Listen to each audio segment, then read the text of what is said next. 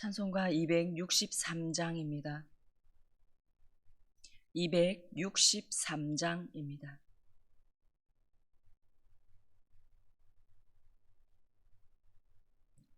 이 세상 험하고 나 비록 약하나 늘 기도 힘쓰면 큰 권능 얻겠네. 주의 은혜로 대속받아서 비와 같이 붉은 죄 눈같이 희겠네. 주님의 권능은 한없이 크오니 돌 같은 내 마음 곧 녹여주소서. 주의 은혜로 대속받아서 비와 같이 붉은 죄 눈같이 희겠네. 내 마음이 약하여 늘 넘어지오니 주 예수 힘주사 굳세게 하소서. 주의 은혜로 대속받아서 비와 같이 붉은 죄 눈같이 희겠네. 죄 사함 받은 후 새 사람 되어서 주 앞에 서는 날 늘 찬송하겠네. 주의 은혜로 대속받아서 비와 같이 붉은 죄 눈같이 희겠네. 아멘.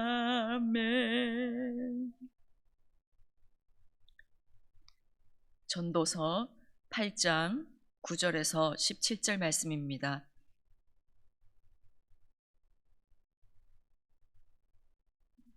전도서 8장 9절에서 17절 말씀 교독하신 후에 마지막 절 함께 읽겠습니다.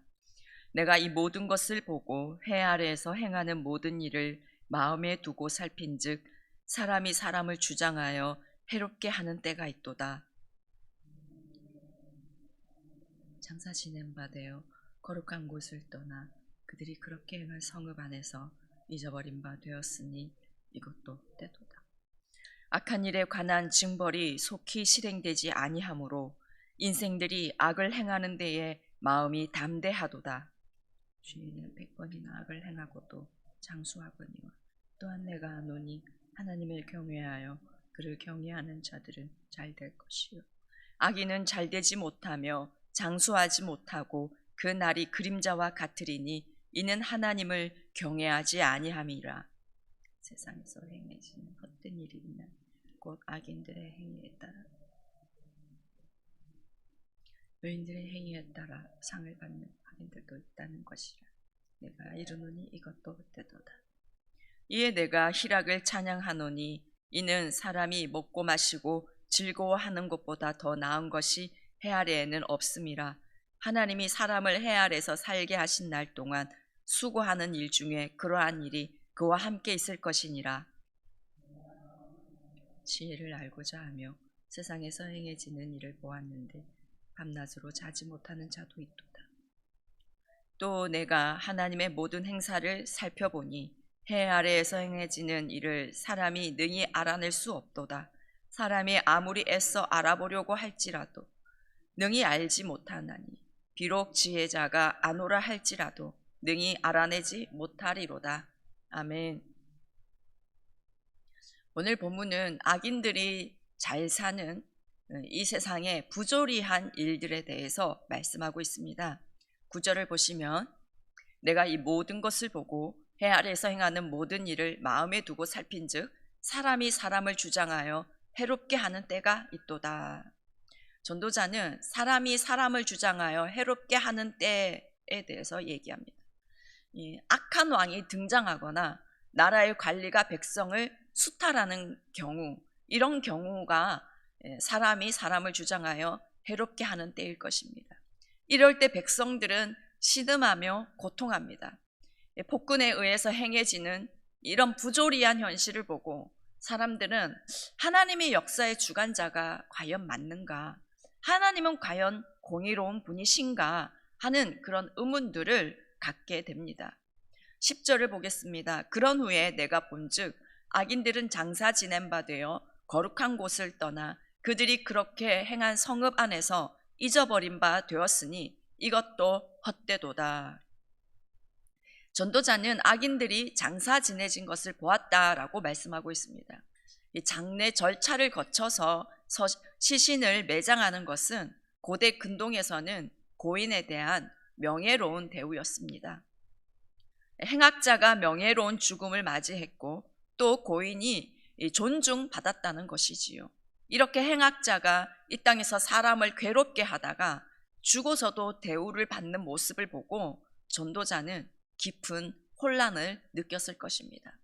그리고 행악자가 죽었을 때 그가 생전에 저지른 악행들도 잊혀지게 되니 인생이 참 허무하다라는 것이지요. 11절입니다. 악한 일에 관한 징벌이 속히 실행되지 아니하므로 인생들이 악을 행하는 데에 마음이 담대하도다. 악한 일에 하나님의 심판이 바로바로 이루어지지가 않으니 사람들은 자신이 받을 심판을 생각하지 않고 법을 무시하고 악을 행하는데 더 담대합니다. 양심의 가책이나 꺼리낌도 없습니다. 시간이 지날수록 더욱 뻔뻔해집니다. 그래서 우리는 이런 상황을 보면서 왜 하나님은 저런 나쁜 사람들을 벌하지 않는가? 왜 그냥 두시는가? 하는 생각들을 하게 됩니다. 그런데 만약 사람들이 죄를 지을 때마다 하나님께서 바로바로 심판하신다면 어떻게 될까요?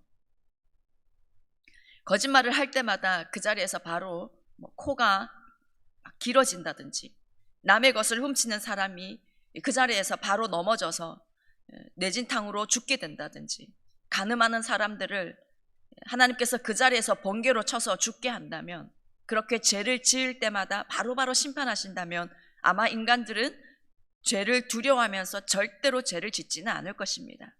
그러나 누가 하나님을 경외하는지는 알기가 어려울 것 같습니다. 시편 50편 21절 말씀에 내가 너를 책망하여 네 죄를 내 눈앞에 낱낱이 드러내리라 하시는도다. 우리가 범한 죄를 우리 눈앞에 낱낱이 드러내시는 심판의 때는 분명히 있습니다. 그래서 지금 눈에 보이는 현상만 보고 하나님이 계시지 않는 건 아닌가, 하나님 공의롭지 못한 거 아닌가 하는 생각을 한다는 것은 어리석은 것입니다. 지혜는 지금 당장 하나님께서 심판하지 않으신다 하여도 하나님은 모든 것을 보고 계시고 모든 것을 심판하시는 날이 반드시 있다는 것을 잊지 않고 그 하나님 앞에 두려움과 떨림으로 살아가는 사람이 지혜로운 사람인 것입니다. 12절입니다. 죄인은 100번이나 악을 행하고도 장수하거니와 또한 내가 아노니 하나님을 경외하여 그를 경외하는 자들은 잘 될 것이요. 죄인이 100번이나 악을 행한다는 말은 무수히 많다라는 것입니다. 악인들이 악행을 무수히 저지르지만 그들이 장수하는 것을 볼 때가 있습니다. 현실의 부조리함을 말하는 것입니다. 그러나 12절에서 전도자는 또한 내가 아노니 라고 말합니다. 악인들이 악을 무수히 행하여도 장수하지만 그러나 내가 안다 하며 말씀하는 것은 하나님을 경외하는 사람들, 하나님을 두려워하는 사람들이 잘 될 것이라는 것을 전도자가 안다라고 말씀합니다. 그래서 성경에서 하나님을 경외하는 자들이 어떻게 잘 되는지 한번 찾아보았습니다. 시편 25편 12절에서 14절 말씀에 여호와를 경외하는 자 누구냐? 그가 택할 길을 그에게 가르치시리로다. 하나님을 경외하는 자에게 하나님은 그 인생에 있어서 택할 길을 가르쳐 주신다라고 말씀하셨습니다. 그리고 그의 영혼은 평안히 살고 그의 자손은 땅을 상속하리로다. 여호와의 친밀하심이 그를 경외하는 자들에게 있으며 그의 언약을 그들에게 보이시리로다. 하나님을 경외하는 자들에게 하나님과의 친밀함이 있다라고 말씀합니다.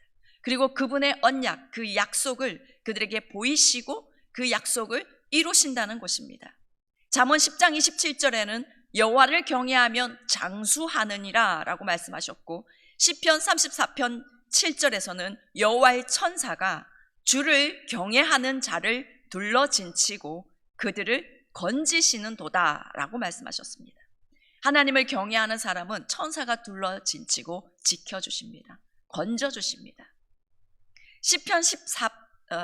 잠언 14장 26절에 여호와를 경외하는 자는 견고한 의뢰가 있나니 그 자녀들에게 피난처가 있으리로다. 견고한 의뢰는 강하고 확실한 안전을 말합니다. 여호와를 경외하는 사람은 그 누구도 범할 수 없는 강력하고 안전한 피난처를 제공받는 것입니다. 시편 34편 9절에 너희 성도들아 여호와를 경외하라. 저를 경외하는 자에게는 부족함이 없도다. 하나님을 경외하는 자에게 부족함이 없게 모든 것을 채워주시는 복이 있습니다. 잠언 22장 4절 말씀에 겸손과 여호와를 경외함의 보상은 재물과 영광과 생명이니라 라고 말씀하셨습니다.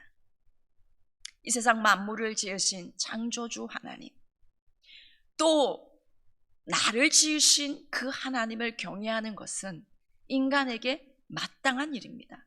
당연히 그러해야 합니다. 그런데 하나님은 하나님을 경외하는 자에게 이런 헤아리기 어려운 은혜와 복을 허락하시는 분이십니다.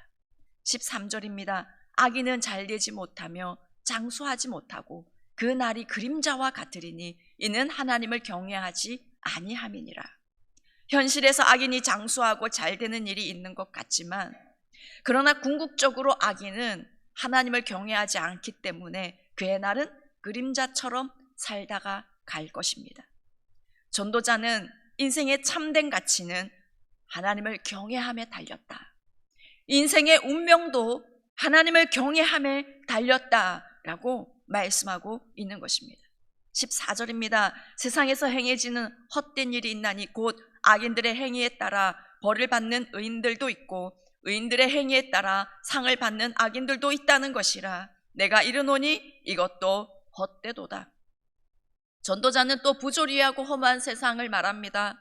악인들이 받아야 할 벌을 의인이 받고 의인이 받아야 할 상을 악인들이 받는 경우가 있다는 것이죠.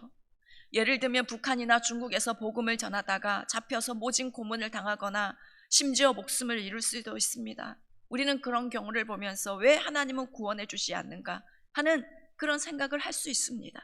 그러나 15절을 보겠습니다. 이에 내가 희락을 찬양하노니 이는 사람이 먹고 마시고 즐거워하는 것보다 더 나은 것이 해 아래에는 없습니다. 하나님이 사람을 해 아래에서 살게 하신 날 동안 수고하는 일 중에 그러한 일이 그와 함께 있을 것이니라.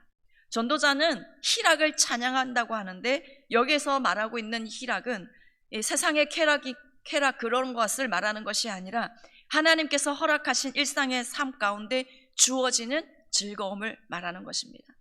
하나님께서 주시는 것에 만족하고 감사하는 삶, 생활 속에서 하나님을 의지하며 기뻐하는 삶, 이런 삶을 찬양한다라고 말씀하고 있습니다. 전도자가 이렇게 말하는 것은 인간 존재가 스스로 인간의 지혜나 인간의 힘으로 세상의 부조리와 헛됨을 결코 해결하거나 이해할 수가 없다라는 것입니다. 그저 하나님이 주시는 삶에 만족하고 감사하며 즐거워하는 삶을 살아가는 것이 최고다라고 말씀하고 있습니다. 16절에 내가 마음을 다하여 지혜를 알고자 하며 세상에서 행해지는 일을 보았는데 밤낮으로 자지 못하는 자도 있도다.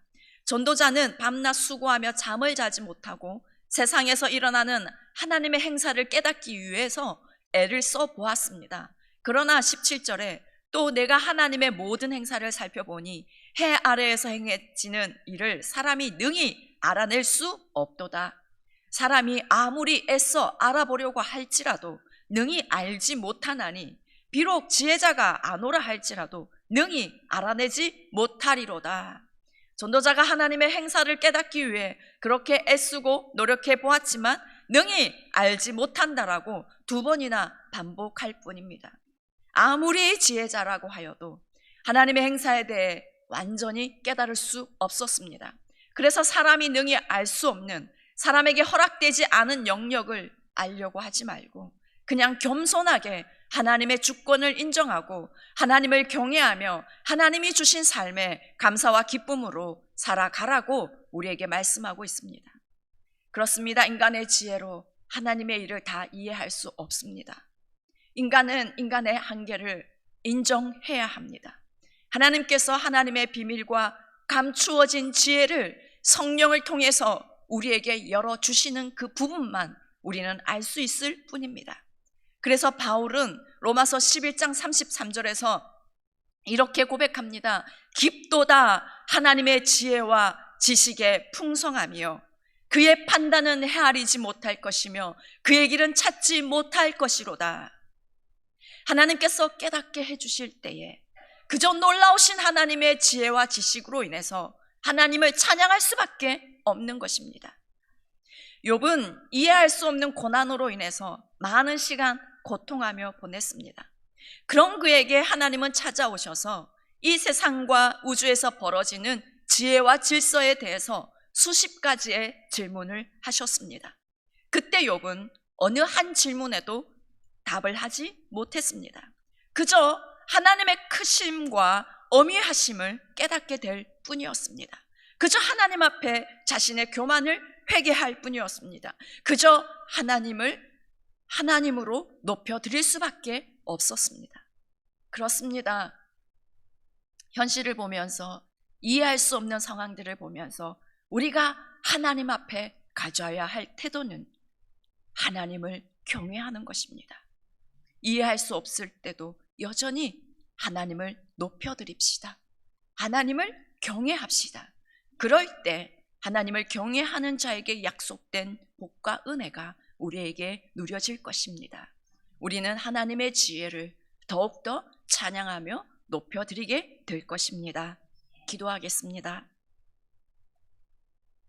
하나님, 다 이해할 수 없는 상황들을 맞이하고 그것을 볼 때에 우리는 힘들어하곤 합니다. 그러나 하나님 앞에 기도하며 여전히 하나님을 경외함으로 주님 앞에 머무를 때에 시간이 지나 뒤돌아보면 참으로 하나님의 지혜가 놀랍고 크다라고 고백할 수밖에 없는 인생임을 주님 앞에 고백합니다. 하나님 감사합니다.